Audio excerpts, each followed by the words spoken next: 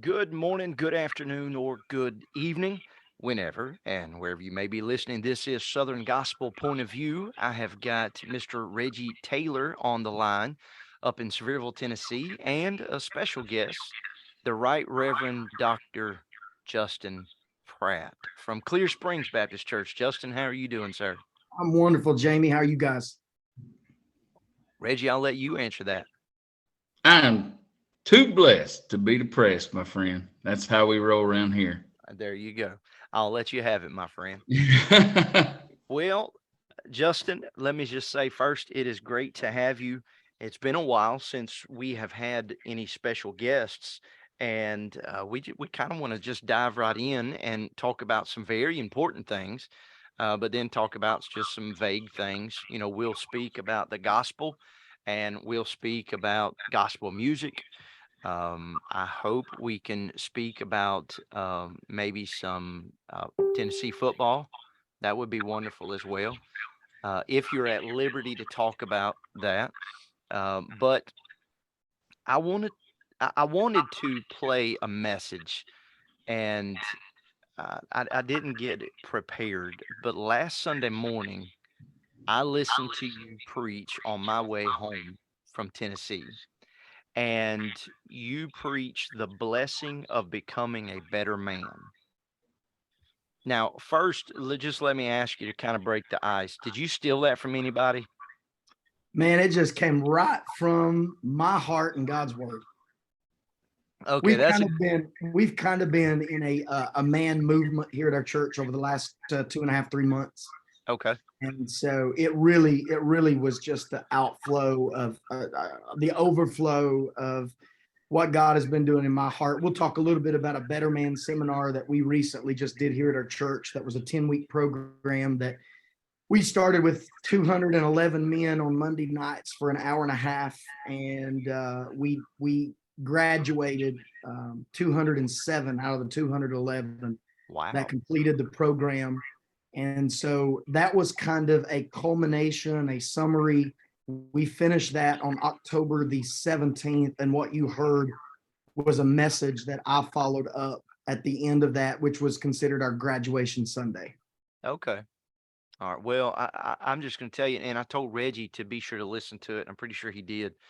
But brother Justin, I'm telling you what, man, that challenged me.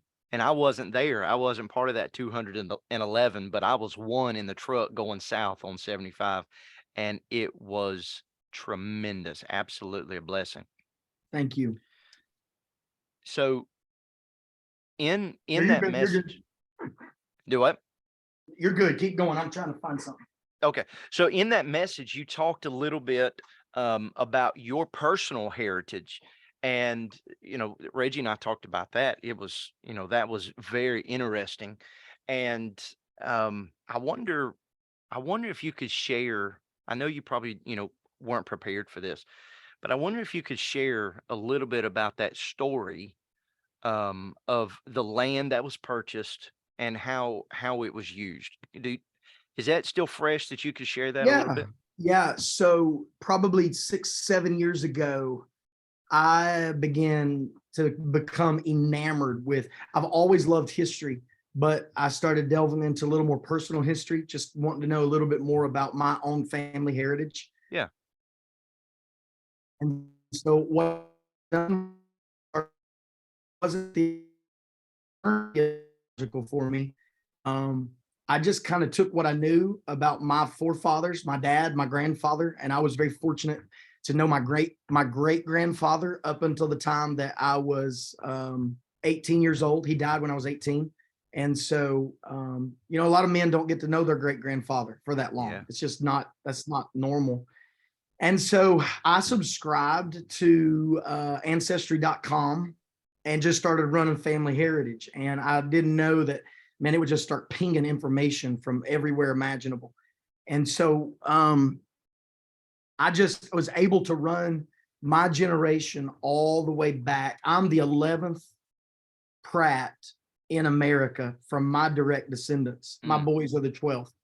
And I memorized it. I found what I could about I would literally take weeks at a time, and I would learn about those individual men as much as I could. Obviously, there's a lot of them in there that it's pretty limited, but I was able to find, especially going back to like the 1840s and 50s, just prior to the Civil War, I was able to find a lot of interesting information about my family, specifically a guy who you're referencing by the name of Matthias.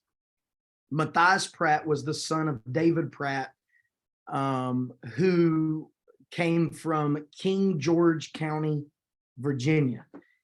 That's where the Pratts kind of settled in, was in King George County, and 4 or 5 generations were there. David Pratt, ironically, I didn't use this illustration, but you'll find it interesting. David Pratt met a friend by the name of Stephen Holston. David Pratt was a farmer. Stephen Holston was, I guess you'd call him a navigator. He had built a boat, and he had got on what was known as the Cherokee River.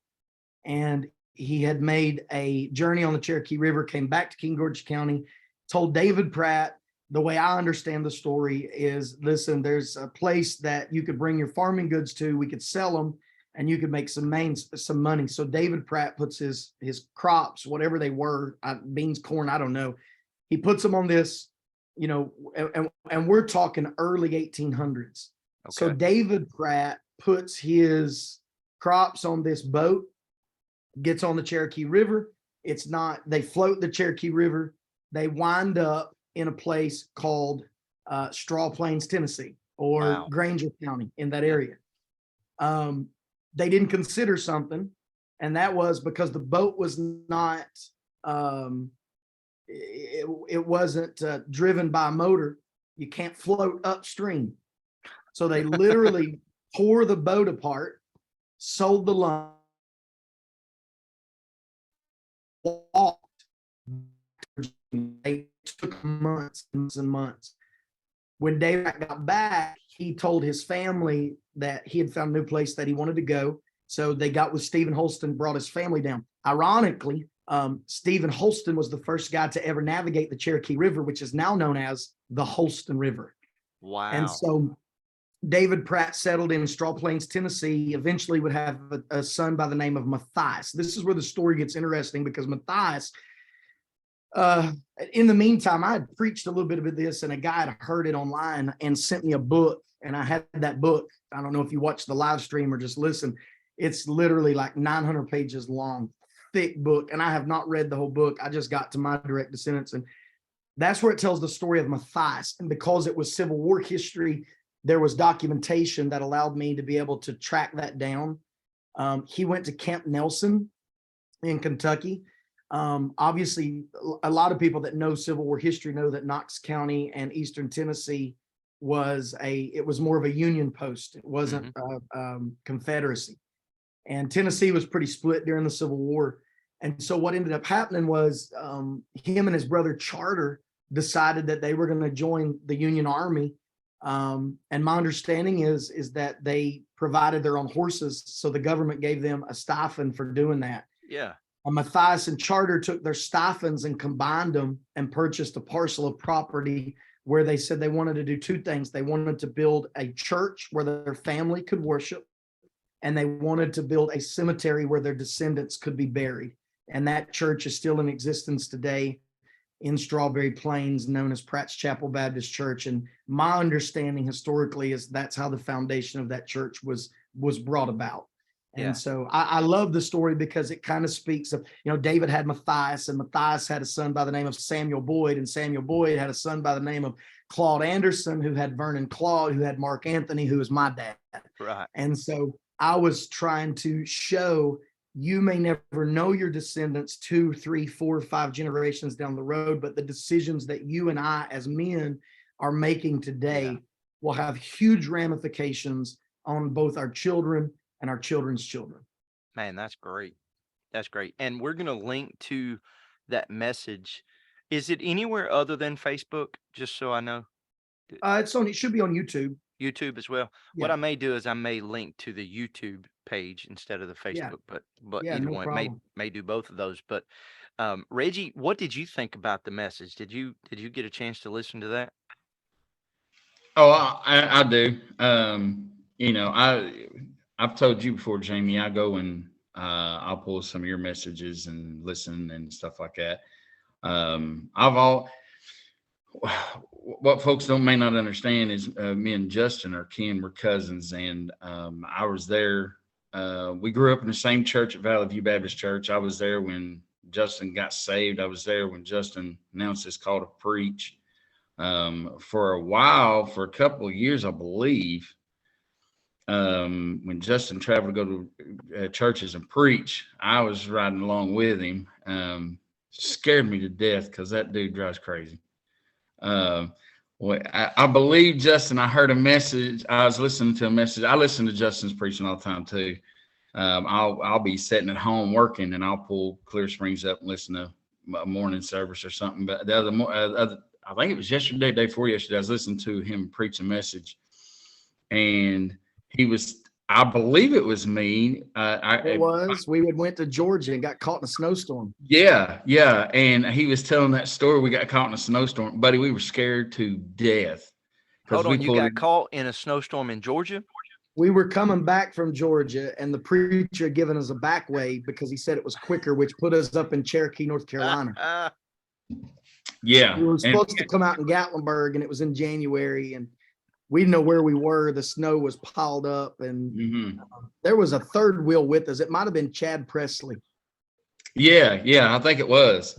And we had to pull over at a gas station, man. And I'm talking about. And I elaborated that story to obviously make it a lot more fun, but we did end up behind a tractor trailer that showed us the way out of there. Yeah, he did. But it was scary though. It was it was late. It was late at night. And it was, felt like a Michael Myers moment. Yeah.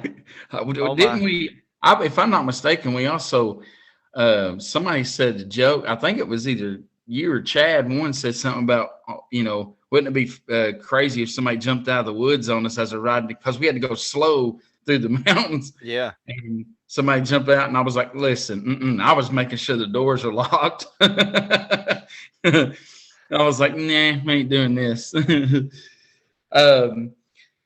Justin, I know, our podcast is we call it Southern Gospel Point of View. And I know we grew up listening to old Southern gospel music. We grew up at Valley View, and we've heard some, I remember Conrad Cook and the Calvary Echoes, the Supernals coming, stuff of that nature. But since you've been pastoring, you've had Southern gospel groups come to your church and things of that nature. But let me ask you, I want to ask, because I remember we went to, I think it was Speedwell, and there was a bluegrass group up there. Remember, we got to see, you got a bunch of their CDs at one time. Yeah, I remember that. Yeah. And and I know we always like bluegrass gospel and stuff like that. But is there a group, a Southern gospel group that you go, man, they've got it, and they're like, they're your favorite? Do you have a favorite group, a Southern gospel group? Yeah, man, listen, I've got a lot. Matter of fact, this weekend we have Joseph Habedank with us this coming Sunday night. And I'm a huge fan of Joseph Habedank. But honestly, if you put me in any setting, I would as soon be with the Mylon Hayes family as any group that's out there. I love Mylon Hayes. I love, listen, I'll be honest, I love all kinds of Christian music. If it's built on truth, it doesn't matter to me. 8 months ago, but there's something about that old shape note singing that I just absolutely love. I grew up on the old redback hymnal, obviously, so I've just got an indwelt passion for that. And I think Mylon Hayes' family does one of the best jobs singing those old redback hymnals and doing it with the touch of God, while at the same time doing it with such skill. Mm-hmm. And there's a balance there. I mean, there's a balance between having God's favor and touch and then and doing it the right way. And I think Mylon Hayes probably does that as well as anybody. I was in Georgia, ironically, Pickett's Mill just not long ago, and preaching down there, and the Mylon Hayes family was singing. And so I would say Mylon Hayes would be my favorite. Yeah. Who all have you had at your church? You're fixing to have Joseph. I know. Yeah, so let me go back and think on this. So we've had Joseph Habedank multiple times. Our church loves Joseph, love his testimony.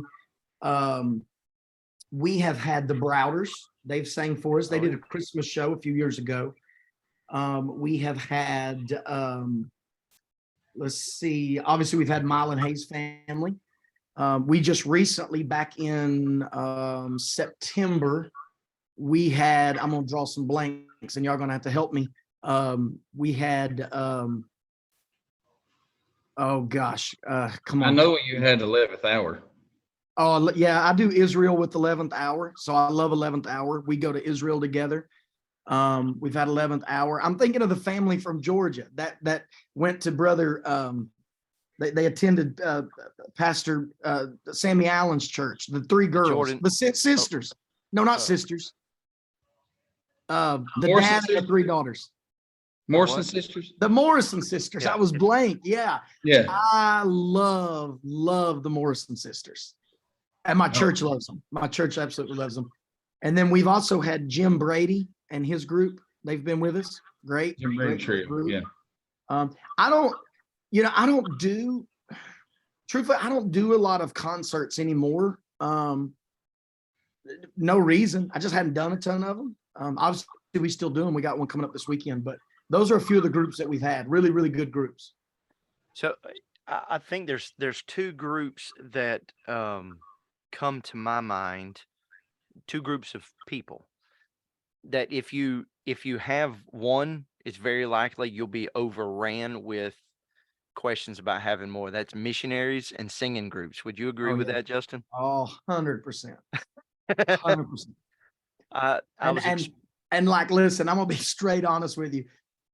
Part of and I get it. Look, I'm saying this, and I know I'm on a Southern Gospel Point of View radio broadcast, but as a pastor, I hate dealing with booking agents. I Yeah. just don't like it. I don't enjoy it. I'm the same way. But I get it. It's part of it. And so part of we have a full-time music minister, and I literally push it all off on him now and let him, I just say, look, I'd like to have this group. You handle all of the processes. And I get it, man. You know, I grew up in a church where, like, if groups, and I hope I'm okay saying this, if they stuck prices on it, my pastor wasn't interested. Oh yeah. Yeah. But now that I am a pastor, I get it. These people are making a living.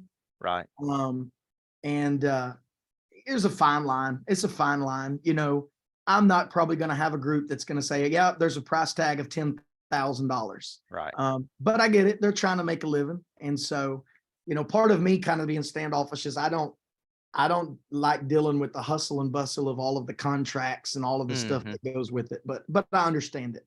Yeah. And I'm sure, can I add this? Yeah. I'm sure there are churches that have fully taken advantage of these people and they've got extremely burned. Oh yeah. And that's why they have to do it. So I get it.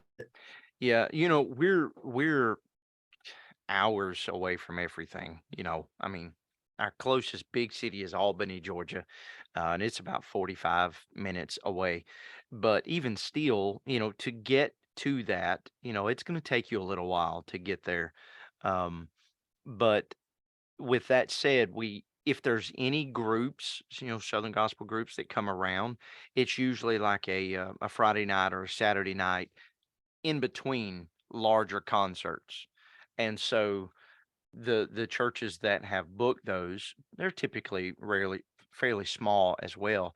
And so they don't have to deal with the contract side of things. They just, hey, you know, we're going from just say a Wednesday or Thursday night concert in Atlanta, and we're going to Sure. Jacksonville on Sunday morning. Can we And they stop need to by there stop and Saturday play, night, you know, and you know, they get a love offering or, you know, something like that. which is 99% what I deal with here. Yeah. Yeah. Because I'll just catch somebody that's passing through and say, yes, I'd love to have you. Or unfortunately, it just doesn't work out right now. Right, right. And you know, I'm good with that. I wish we lived in an area that you could bring these groups in, maybe even multiple groups at one time, and it really be worth their time. But you know, you think of the Collingsworth family, there's like 21 or 25 of them that travel full time. They've got 3 full-size buses, you know, a church our size, which, you know, an average attendance is maybe 60 or so. They can't really, you know, make it worth their while to come, you know, with thousands of dollars worth of diesel, 2 hours off the interstate or something like that. So I have tried my best to in this industry to maintain the role of a podcaster or a radio show host.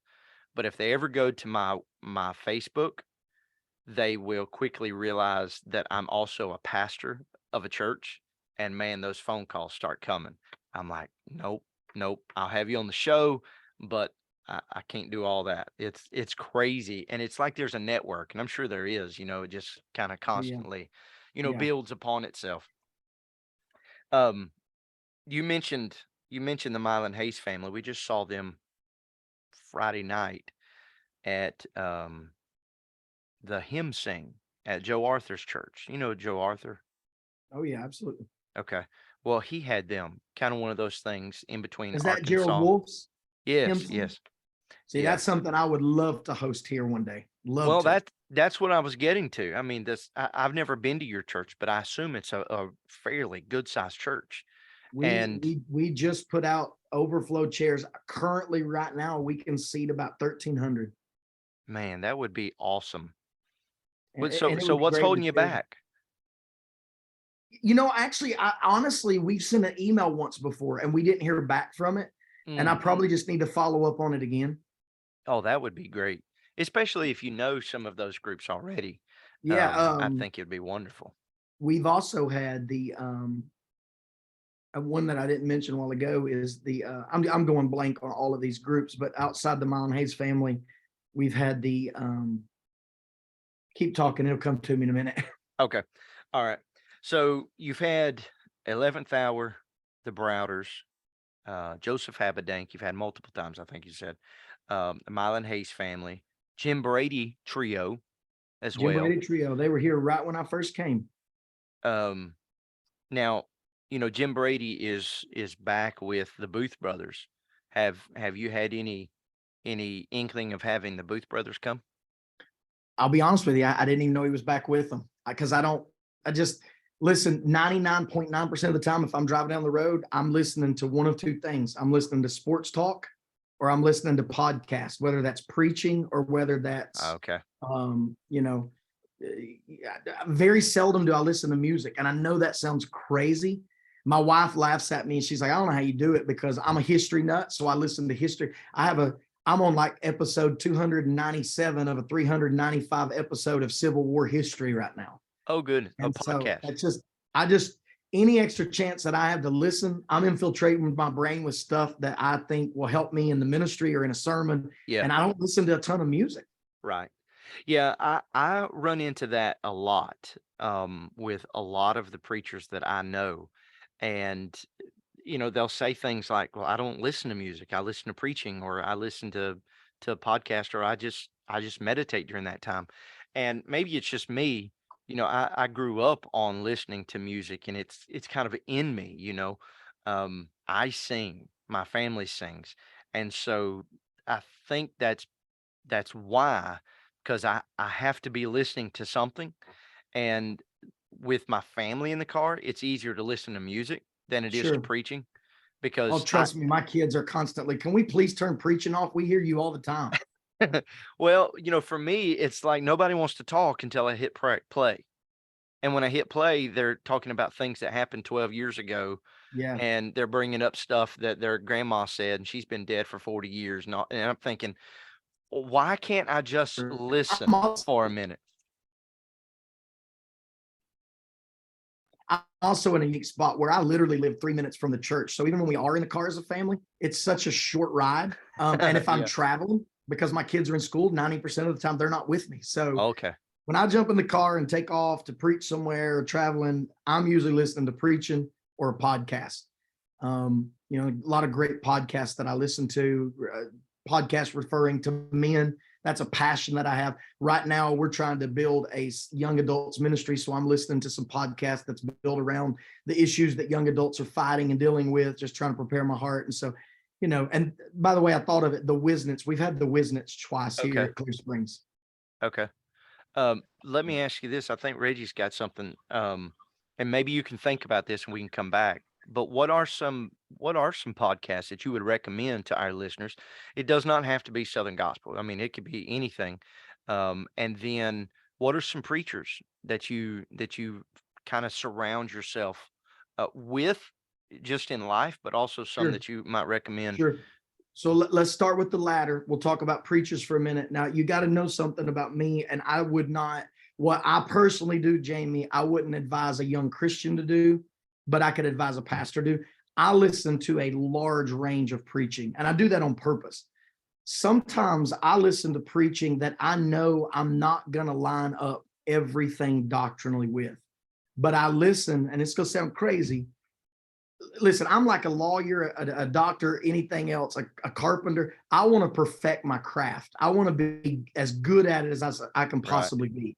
So I will listen to preachers that I am probably not going to line up with doctrinally on a lot of things. Uh-huh. But I'm listening at voice reflections. I'm listening to tone. I'm Yeah. listening to the balance between humor, history, and truth. And so obviously I'm listening to guys like Joe Author. I'm listening Yeah. to guys that I grew up listening to my whole life that I can find on a podcast setting.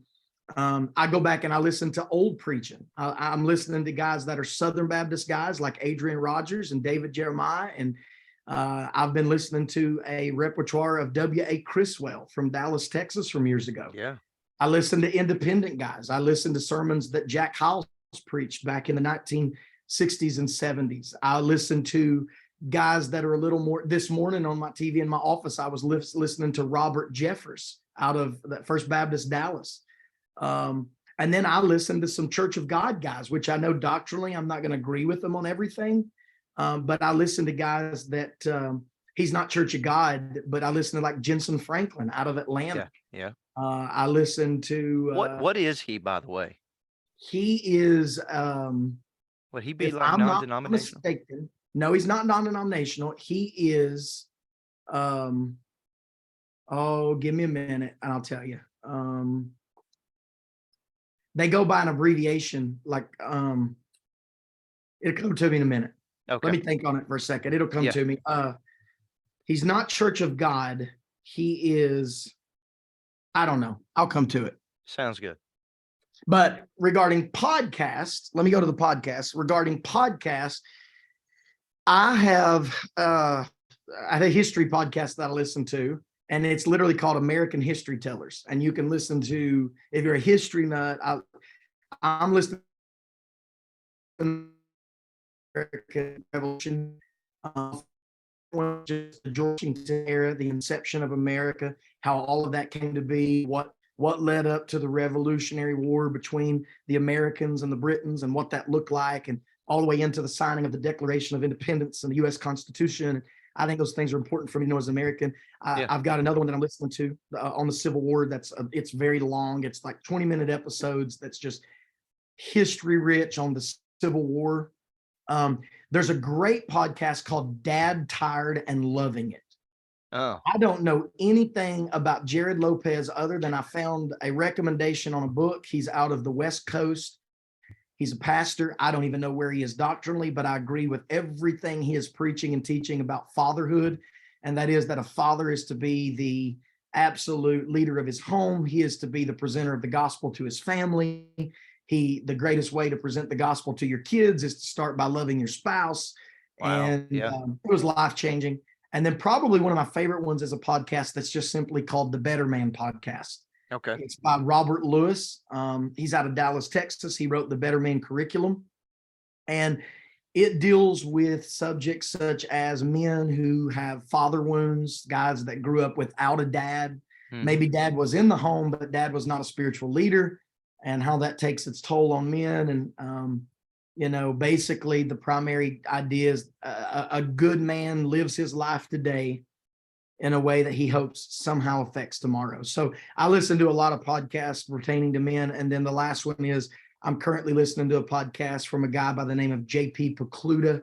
And that podcast is dealing exclusively with the single adults in America. They're leaving the church by the droves. And what do we need to do as churches to try to keep them in the church? Obviously, it's not compromising convictions. And by the way, that generation is not looking for smoking lights. They're not looking for a stool sitting preacher.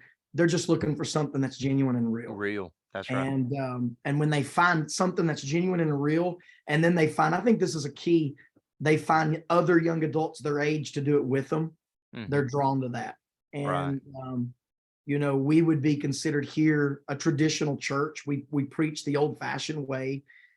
We're a King James church. We do it the way we did when we grew up, but we also, you know, we have screens. We do some things outside the box, and we're trying to minister to everybody. And so those are just a few of the podcasts. I love anything by Tom Rainer. I listen to a ton of Rainer on leadership. So Tom Rainer gives some really good stuff. And man, I'm a little bit everywhere, to be honest with you. I'm everywhere. I have a wide range of stuff that I love. I got you. Reggie, what you got for Dr. Pratt? Well, he was talking sports a minute ago, and I was going to bring some. I'll ask that later, because right now, I watched you preach, and I've watched a few of the things that went on with Better Man, and it helped. I'm just being honest with you. I don't even go to Justin's church, but that whole thing was helping me, and I wasn't even there for the whole thing, and just what he was talking about preaching wise, it was tremendous. Justin, I know your dad and your papa had we grew up in church. Your dad's he was a deacon or trustee at Valley View, right? He was a deacon. Yes, sir. That's right. Okay. And your mom's been there. She's done things. So you've been raised in church. I've been raised in church. So we don't have that whole, my mom and dad took me to Valley View growing up, and your mom and dad took you. But let me ask you this: for the Better Man series that you all did, what is one thing that you saw, that you learned maybe coming out of Better Man that stuck with you and said, wow, this even opened my eyes? Is there anything that popped out that just said that you learned from this whole Better Man experience? I'm going to go with two. I'm going to say, first of all, how prevalent the passivity of biblical manhood, spiritually led men. Take the average church, even my church, and the reason we did Better Man. And I told my church this openly. I'm not saying anything on this podcast behind their backs that I didn't say from a pulpit to their face. We have a lot of good men. We do not have a lot of good men who lead. Yeah. Their families or in this church. We have a large vacation Bible school. This past year, we hit our all-time record, and we averaged in vacation Bible school 948 kids a night. That takes a lot of volunteers. Yeah. It takes about 260 volunteers. When you break that volunteer list down, it comes out with something like this. We average out of 260 volunteers, about 200 ladies, 190 ladies, and maybe 70, 80 men. Wow. And so they almost triple the men that step up and lead during that time. And what kids need is not, God didn't design. Look, I'm thankful for women. We're all thankful for our wives and the role that they play. God gave them to us as a helpmate. Right. But at the end of the day, the reality is this, and I'm so passionate about this. God called men to lead. And when Adam failed as a leader in Genesis chapter 3, when he didn't step up and say, Eve, wait, God said no to this. We're not going to do this. When Adam failed to be a Joshua, as for me and our house, we're going to serve the Lord, it sent the entire world into a tailspin. And so my belief is, coming out of Better Man, is I never even realized myself how in depth the passivity of men are. We sit on the seat of do nothing, and we let our wives often lead in areas they weren't meant to lead. The second thing that I would say is that even guys that grew up in good homes, which would be me, which would be you guys, we still have dad wounds that we don't recognize. In my group, so Better Man, I got to say this quick because I don't want to dominate the conversation. Better Man is 35 to 40 minutes of me teaching on certain principles about biblical masculinity. And then it's 55 minutes of men gathering in small groups of 8 to 10 men. and they discuss what was taught in the large group. So it's split in two. It's almost like Okay. a miniature Sunday school after a sermon. And we did it on Monday nights. So I had a group of 10 men that I led. And in my group, I was blown away. I've got one that hasn't talked to his dad in over 3 or 4 years. They had a squabble, fell out. Since Better Man happened, as of last Saturday, they resolved the squabble. They have a relationship Wow. again, Praise and the they're Lord. mending and they're growing. Had another guy that didn't know his biological dad, had another guy whose dad died. And by the way, all of these guys that I've just described were either, and this is honest truth, God is my witness, they either spent a stint in jail, wound up on drugs,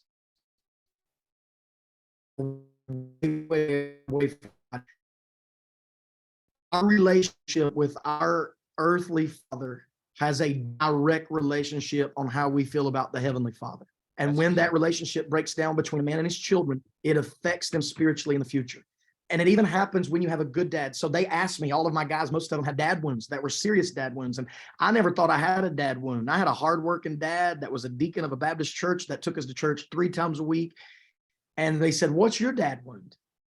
And man, I was taken back, and I said, "My dad wound." And I thought about it, and I said, and I shared this with my own dad. My dad wound is that my dad did the best with what he had. But if I had a dad wound, it would be this: early on, my dad connected me to probably more religion than he did relationship with Jesus. In other words, what I Wow. mean by that, he told me a lot of things that I was not going to do and that I was going to do Hmm. without ever sitting me down and telling me from the scripture why I wasn't going to do them. That's right. So I knew there were rules that I had, but I never really knew why those rules were in place. Yeah. And I look at that as a possible dad wound, because it's not enough for me to demand through dictatorship for my kids to not do certain things without actually scripturally teaching them why I don't want them to do those things. That's great. So you've took that, your dad wound, and turned it around for your children. 100%, which should be all of our goals, is to Right. where our dads failed, make sure that we don't repeat that same pattern, which, by the way, is biblical. It's why Jesus and the apostles and the prophets continually said all throughout the Bible that if a man loses his children, you run the risk of losing that for 2 to 3 generations. Right. Wow. See, I'm telling you, I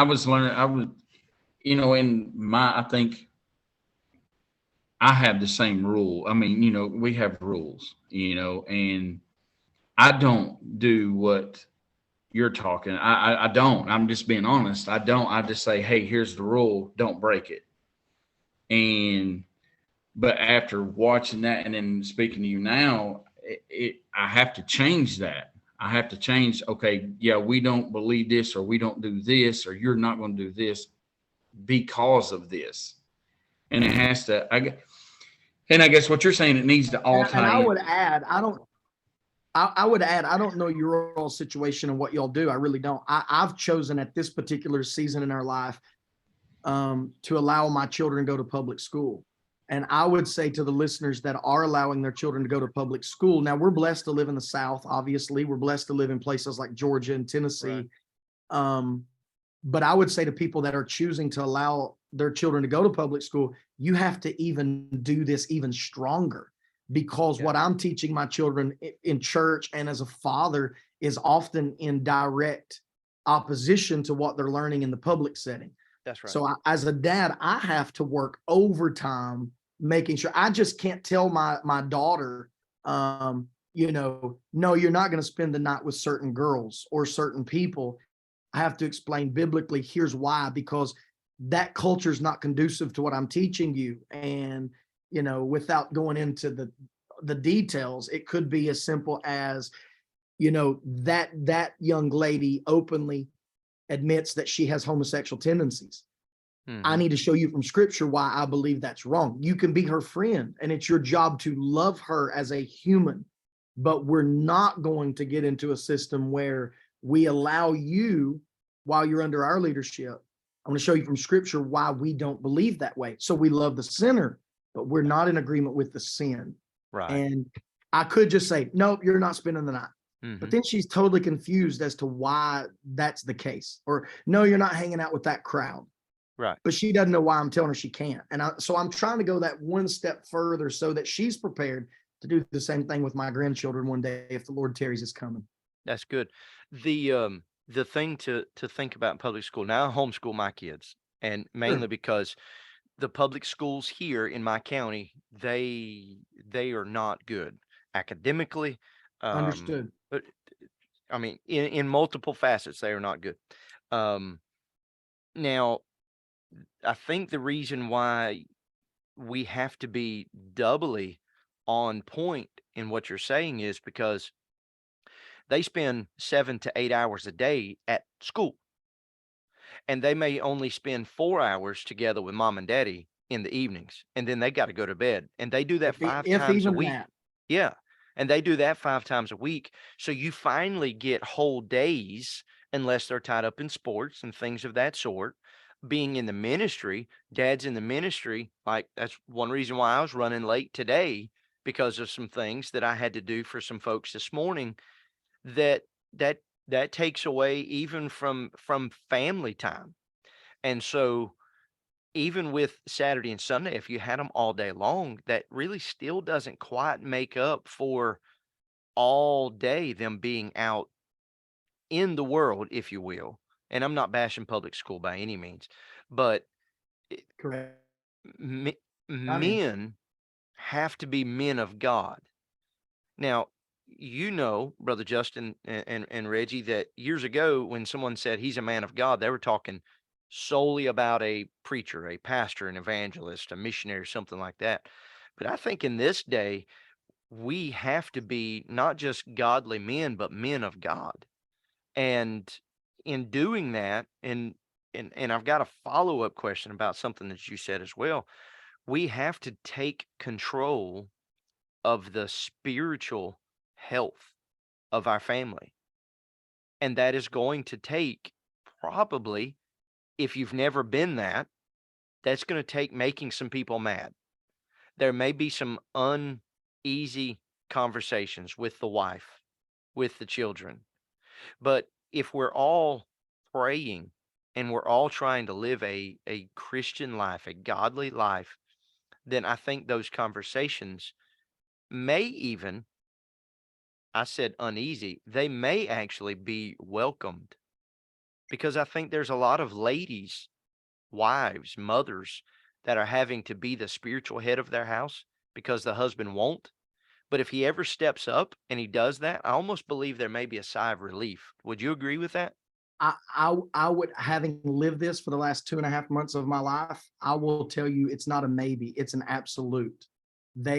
If a man steps up and takes the spiritual leadership in his home, his wife is going to be so drawn to that most of the time, if she's spiritual. Yes. Now that's the key. There's a reciprocal effect in Ephesians. Husbands, love your wives even as Christ loved the church. What is that? That's sacrificial love. Mhm. Are you willing to sacrifice?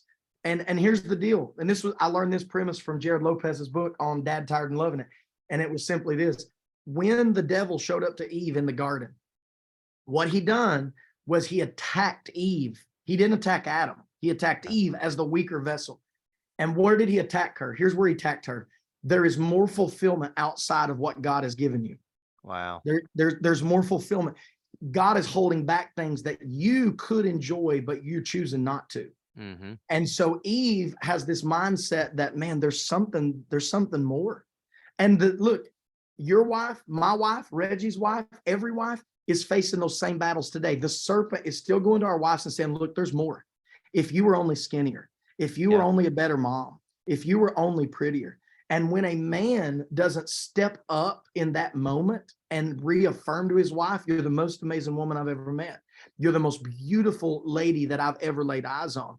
You're the most amazing mother to our children that God could have ever given them. Then she's going to, if a man's not doing that, she's going to start taking her cues from somewhere else. And she's going to wander down a beaten path that leads to divorce. It leads to separation. And so what I believe the reciprocal effect is, if a man would sacrifice his pride and his arrogance and his sports and his hunting and the things he loves and be a man and love his wife and build his wife, then guess what? She won't have a problem doing. Wife, submit yourselves unto your husband. Yeah. So when a man doesn't, here's what happens. When a man doesn't show his wife love, she doesn't show him respect. That's right. When she doesn't show him respect, he doesn't show her love. Mm-hmm. And so it's when we break that cycle, it fixes the home. Yeah. And so I would say to any man listening to this, if you'll step up to the plate and your wife has this much spirituality in her, she will say, oh my Lord, what happened to my husband? Because this isn't him. Where did he come from? Jamie, I could literally, matter of fact, I've got them. These are cards from ladies at my church that have come in the mail over the last 2 or 3 weeks, simply saying, thank you for building, because this ain't the same guy. I don't know where he come from. This ain't the same man 3 months ago. And that wasn't my doing. Seriously, that was God's doings. That was the Lord.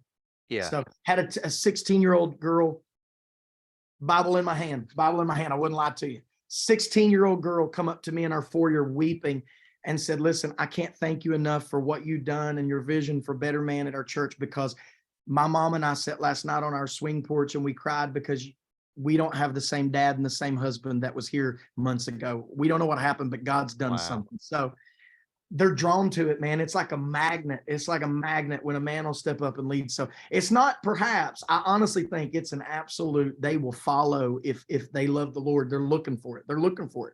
That's great. Now I'm looking on YouTube right now, and you said you did the Better Man on Mondays? Monday nights, right? yes, sir. Yes, Now, sir. I don't see that on here. Do you have that on any like audio or anything like that? We do. So let me tell you what Better Man is. So Better Man is not, it's not my program. I didn't write it. Oh, okay. It's Robert Lewis's program. Okay. Quick story. I was preaching in Granger County back in the month of March. I got off on a tangent in that sermon about men. I met a guy by the name of Keith Boggs, who, by the way, has a podcast called Real Momentum. He lives in Granger County. He's from Georgia. And Keith introduced me. He said, listen, I can tell you got a heart for men and families. I want to introduce you to something. We went and sat down and had lunch. And it was Mexican, so God was all in it. Hey, and man. we had lunch, and he said, I want to show you a program, pray over it, So I started digging through Better Man. This is Better Man right here, just to kind of give you a look of it. And basically this was my teaching material. And so I've got marks and things in it. But basically what Better Man is everybody got this notebook. And for example, all of your men or everyone in the church? So what we done, Jamie, there's so much of this, and I really don't want to try to take up too much time with it, but what we done is we, on Father's Day, so I went from March into June with my staff kind of going through it. Okay. They bought in. So my music minister, my youth pastor, my children's pastor, they bought into it. And then I went to my deacons. So March, April, May, June. So there's like a 3 or 4 month period. I go to my deacons, share the information with them. And then I basically said, here's the deal. I need 40 leaders. I have 15 deacons. I have 5 staff members. So I had 21 guys already. I said, I got to get 20 other men. I said, I want y'all to give me recommendations on men that you think are head and shoulders above everybody else. By the time it's done, I got 40 men. I got those 40 men together at a leadership meeting. And I said, here's what I want. God's given me a heart to reach the men of our church. I believe you guys are the ones to reach the men of our church, because you're going to realize you're not perfect men. I'm not a perfect man, but you're doing it better than most men are. Yeah. And so what I did was completely different concept. I said, I want you to start recruiting, and I want you to specifically recruit 8 men that will commit to going through a program with you for 10 weeks. So it was almost, and I pitched it to him like this. I said, it's almost like a college football coach.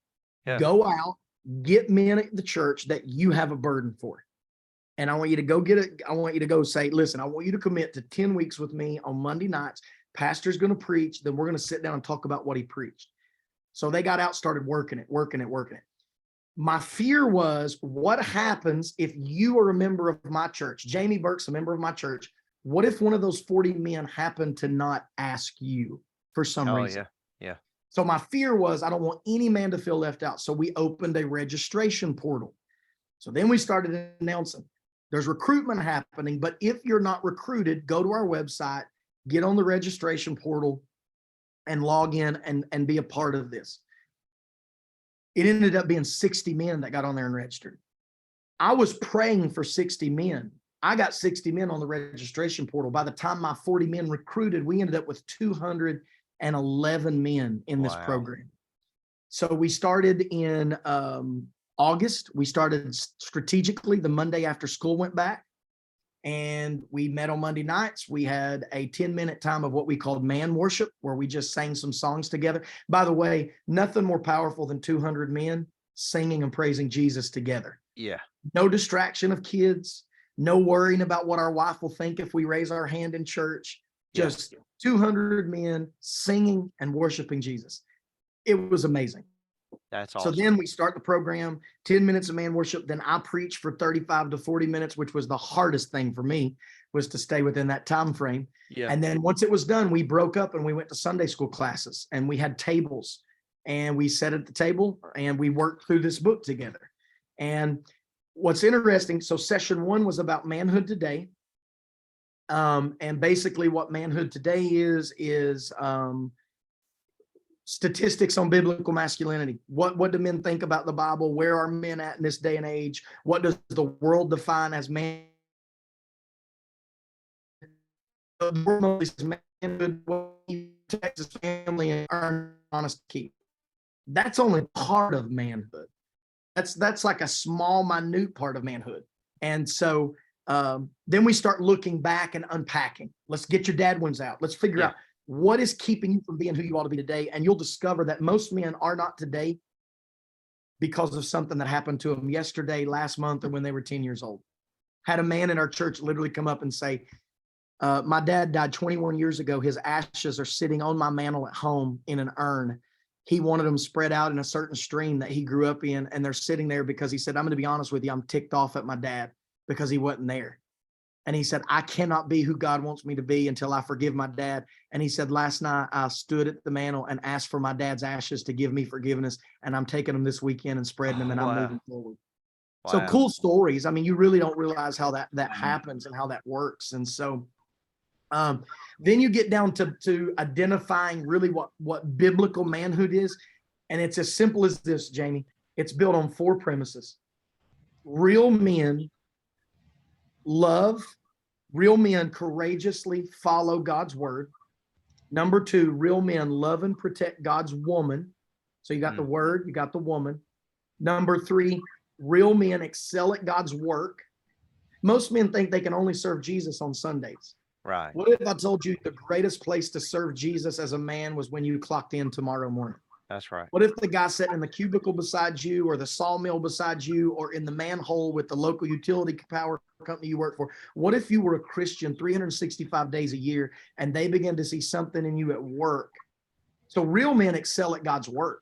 They go out and they serve Jesus Monday through Friday, 8 to 5, not just on the Lord's Day or a Wednesday night.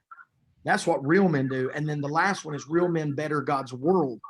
And how is the best way for a man to better God's world? Is by doing it through his children. Because I'm only, I gave a statistic.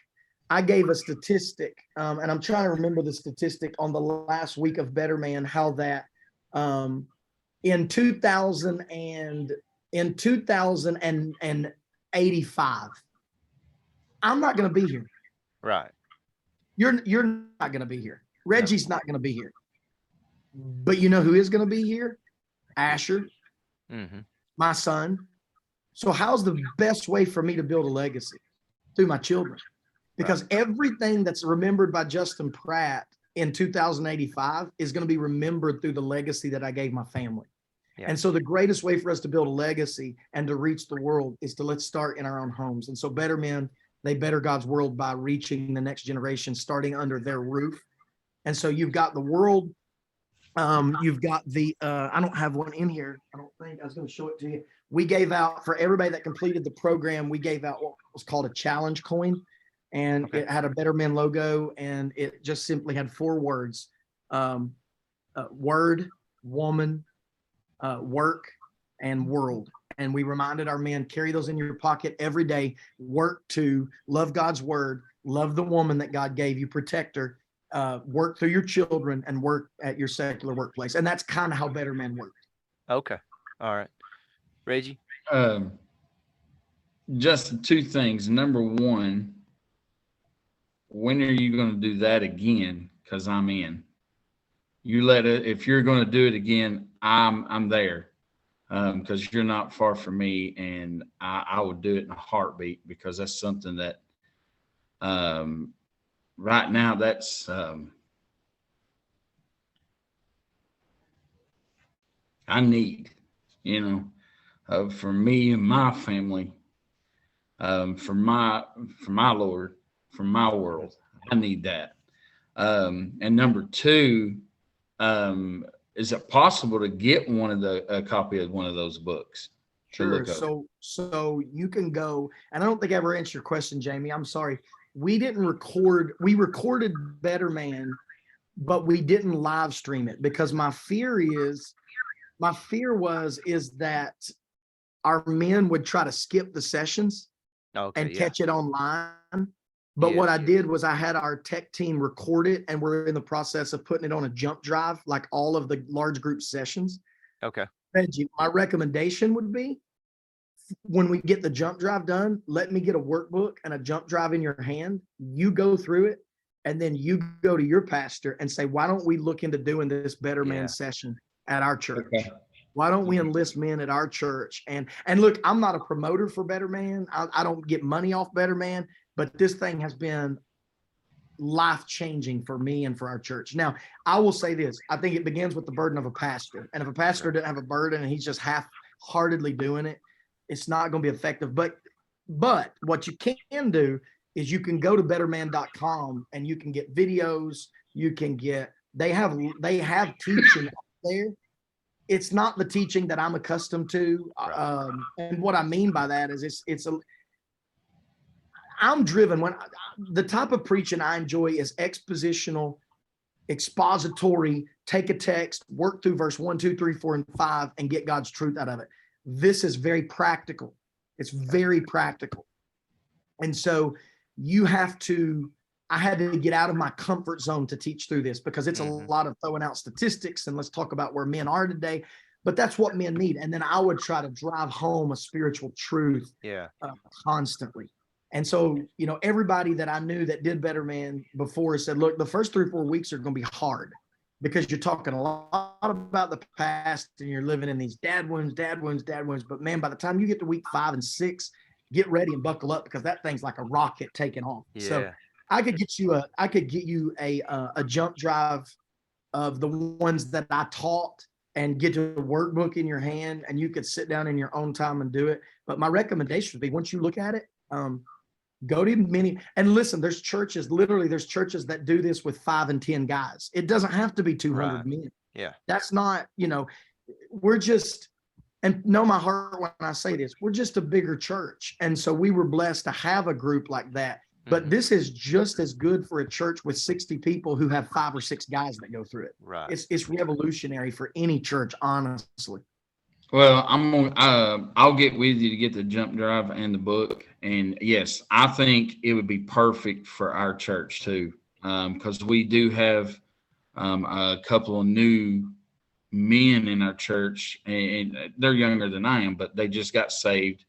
One guy, he's a younger guy. He was on drugs real bad. He got saved, and not too long ago, he just announced it's called a preach. Yeah. And I think it would be something that our church needs. And so, yeah, I will get with you. And if you can get me a jump drive and that book, and I can sit down with my pastor and go, hey, what about doing something like this? Sure.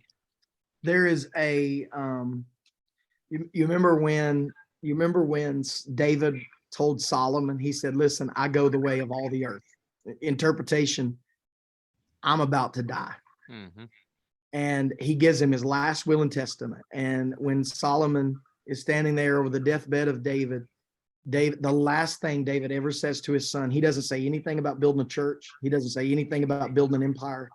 He doesn't say anything about accumulating material wealth. And Solomon did all of that. But here's what he said to his son. He said, show thyself a man. Yeah. Solomon, if there's anything that you can do in your life, prove that you're a man. Go be a man. Go live out what God has destined you to be. So I know I keep coming back to the man thing on a Southern gospel point of view, but at the end of the day, if men don't get, as goes men, as goes our culture. That's right. Right.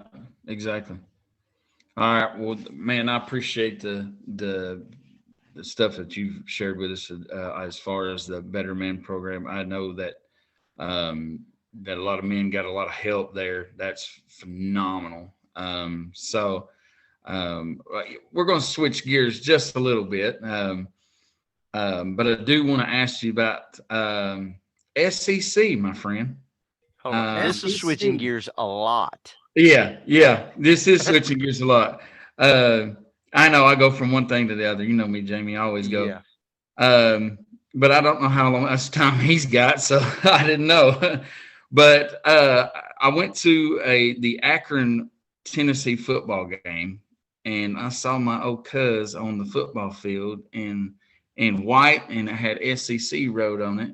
And I'll let you tell our listeners, but what's your job down there at the old Tennessee football? I think he's froze. Years ago, I was invited to be a chain puller. And so I keep the chains on the sidelines on the home games for Tennessee. That is awesome. Best seat in the house. Yeah, I bet. And so, especially on third down in the Alabama game. Yes. But if you go watch that video, I was trying my best to fix it. Man, I got so tickled because it showed you really good. And I told Lori, I said, there's Justin right there. And you could tell you were talking to this guy, like, what is going on? What is happening? Who's right? Who's wrong? I was saying, man, it is fourth down. But see, honestly, no lie, the referees were convinced it was third down. And I was walking them through. I was like, look, first down was a running play. Then there was a penalty. Then we threw one deep. Then we threw another one deep. And then we threw this one that was short. It was fourth down. So at least I had it right and wasn't a fool. So you got to use all the better man stuff you can get while you're on the football field, apparently. I don't know if standing on the sideline it makes you a better man. It tests you. It tests your better man skills. I told my kids we were watching the Tennessee-Kentucky game, and they were panning and they kind of slowed down because they were doing showing us play that I believe it was a catch or something. And all of a sudden I hear Bentley go, "Dad, there's Justin." And there you were standing right behind him. And so we get to see you every once in a while. But I thought it was a lot of fun. I enjoy doing it. Yeah. Now, I do know you referee high school football games. I do. And that was kind of my gateway into this. Yeah. Now, do you get to I guess all of the guys that you work with know you're a pastor and a preacher. And oh, sure. Yeah. Yeah. Do you ever have any conversations with the refs about church or anything? So the truth is I'm not around the refs a ton, the refs themselves. Okay. I'm with the other guys that run chains, but I'm with the refs for about 2 minutes, 3 minutes before the game. They're telling us what they want, what they don't want. So no, there's not really much of a chance to evangelize, but those guys, honestly, most of them are just like you and I. They're good guys. They have jobs. They live in Auburn, Alabama, and Lexington, Kentucky, and Podunk, Georgia. And I mean, they're just good old guys. That's where you live. They're just good old guys. A lot of them, obviously, I'm sure some are Christians, some are not, some are churchgoers, some are not. But yeah, I mean, I don't necessarily use it as an evangelism tool, but obviously if the opportunities present themselves, I'm always willing to talk to them about the Lord, but there's very limited opportunity to do that. Do you have any time with the players? No, zero time with the players. Do you have to stay separate? No, I mean, I've got an access pass, but I can't just go walking in a locker room and, I mean, look, it's a secular state-ran college university. Yeah. And so, it's not, it's really more just my love for sports and my enjoyment of sports. And now the guys that I work with and work for, they're all Christians. And so I'm a pastor. So there's occasional weddings and funerals that happen, and they understand those are priorities. And so there's been occasions where I had to do a wedding and didn't go to the football game, which I was not happy about. Oh, I'm sure. But when it's a family that's, hey, we got a funeral Saturday at 6:00 and Tennessee's at 7, I just know, like, yeah, I'm out this week. I can't do Right. it. Yeah. Now, are you going to be there this weekend with Georgia? No, I will not be. Really? No, we only do the home games. It- Our good friend Jonathan No, it's McNeese, it's our at good Georgia. friend Jonathan McNeese was supposed to have tickets for he and I, but then when everybody started winning and they wound up being the 1 and 2, nobody wanted to give him tickets. So we're out. We were going to go together. We were going to go to the game together Saturday, and then he's preaching for me next week here at Clear Springs. Oh, okay. Yeah. Y'all pray for us. Next week's going to be really good for Jonathan, or it's going to be really good for me. And for the other, it's going to be bad. Well, Yeah. I'll tell you got your hand in about anything. You're a pastor of Clear Springs. You are a referee for the SEC Tennessee football, but there's something else that you do, and it's for our community. I know you do church community things, but there's also something else that you do, and you're a chaplain for, is it Knox City or Knox County? It's Knox County. Well, I did both, but I recently gave the city position up and stayed with the county because I tell people all the time, if Hannah ever divorces me, it's not because she doesn't love me, it's because I do too much. Yeah. And I just had to cut some things back and marginalize, and so I gave my post at the city up. But yes, I'm a chaplain for Knox County Sheriff's Office. Yeah. See, Are you you are had you to practice still what you preach and be a better man, right? 100%. Yeah. What was your question, Reggie? You enjoy doing that? I mean, I know there's some things that, I mean, I know a lot of it's bad, but you enjoy being there for those folks, right? No, I love it. So when I started chaplaincy work, to be honest, I got into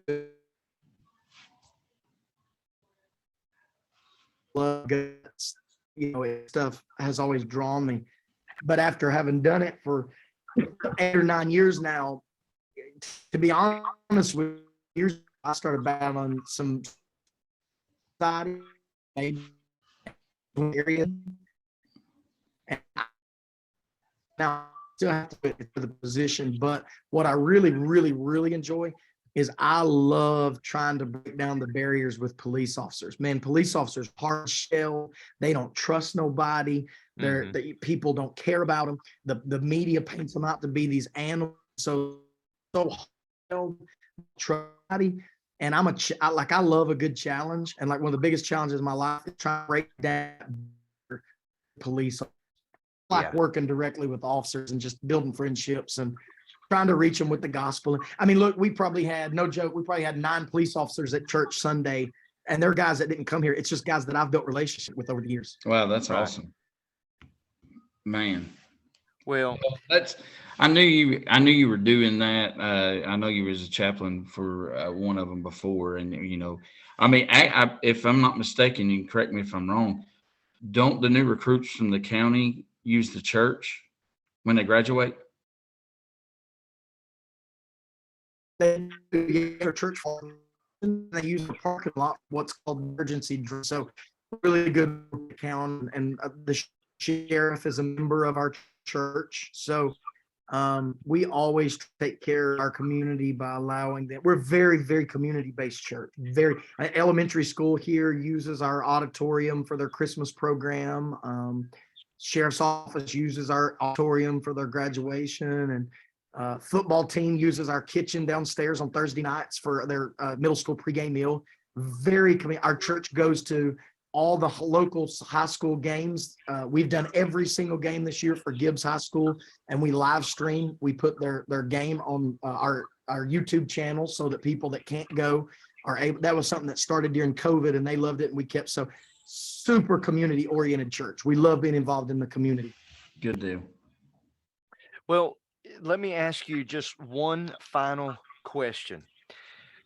And you mentioned different podcasts, different preachers, and then you mentioned having different singers and groups such as that.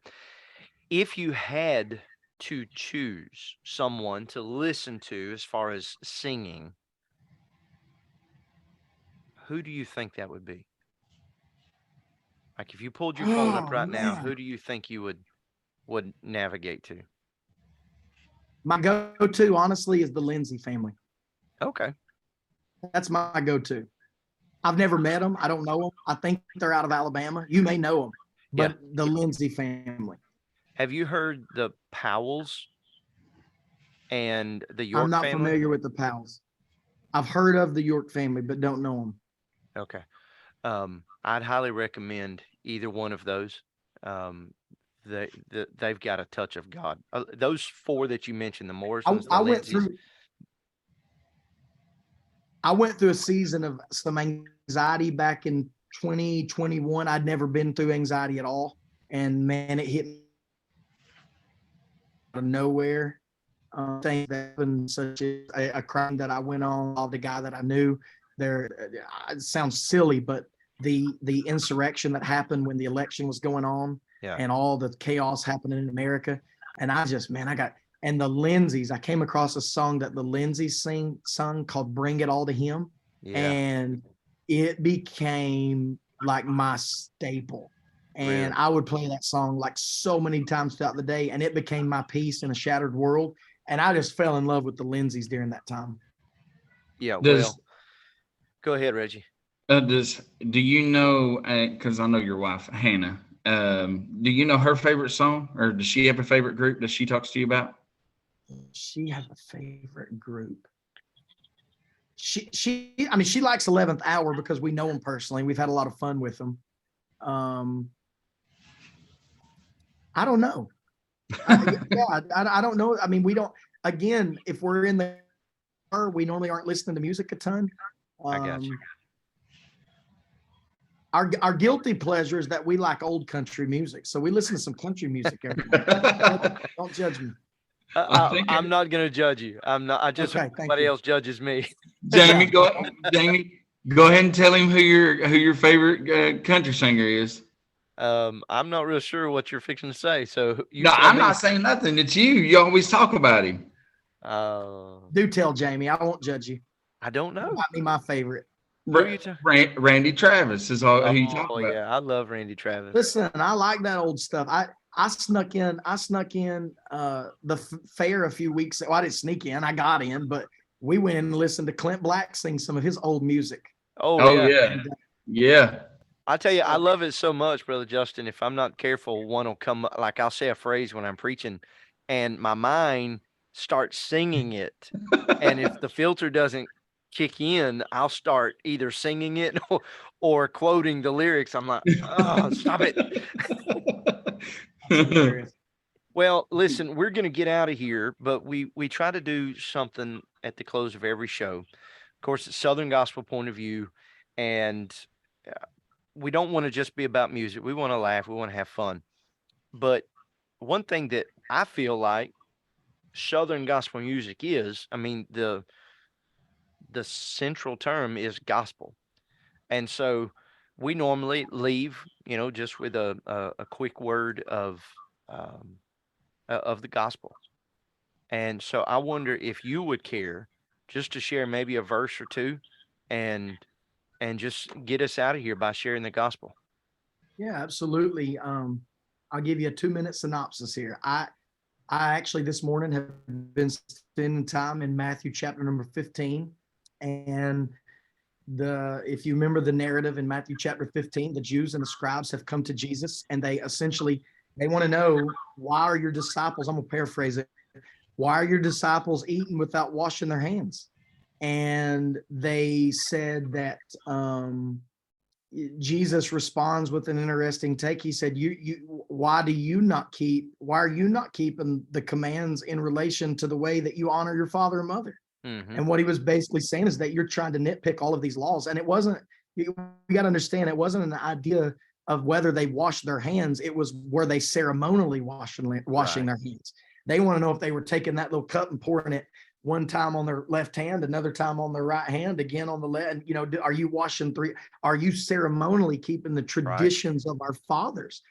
And the Pharisees' idea was this: if you don't ceremonially do certain things, then you cannot be right with God. And so why are these men calling yourselves disciples when they're not doing all these T's and dotting all these I's the way that our traditions have told us? And Jesus says, hey, listen, you need to know that it's not what goes in a man that defiles him.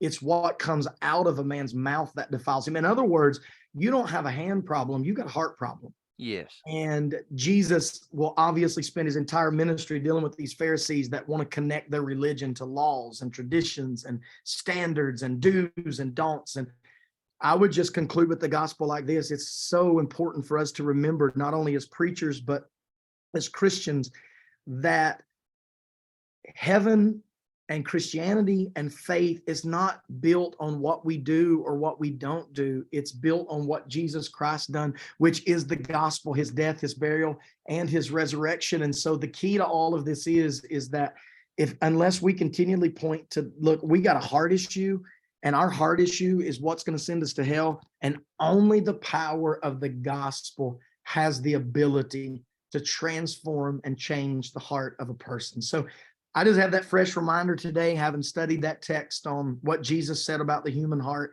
Yeah. And it's been well said. It's not my quote, that at the heart of the human problem is the problem of the human heart. Yeah. But it's nothing that the gospel, the death, the burial, the blood of Jesus cannot fix for the problem of the human heart.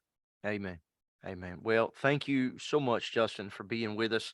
And I appreciate you just being open and sharing everything with us. It's been great. Reggie, thank you, my friend, for being part of the show today. And Reggie, you and I are going to get out of here like normal. Yes, And sir. we're just going to wish everybody a good week. And I trust that you will give us a call, send us a text, 865-315-7996. Feel free to get on our Facebook page, leave us a message. You could email us as well, james@southerngospelpov.com, or Reggie at the same address. And we'd love to hear from you. And again, thank you both for being here. Until next time, this is James and Reggie Taylor. Together, we are Southern Gospel Point of View.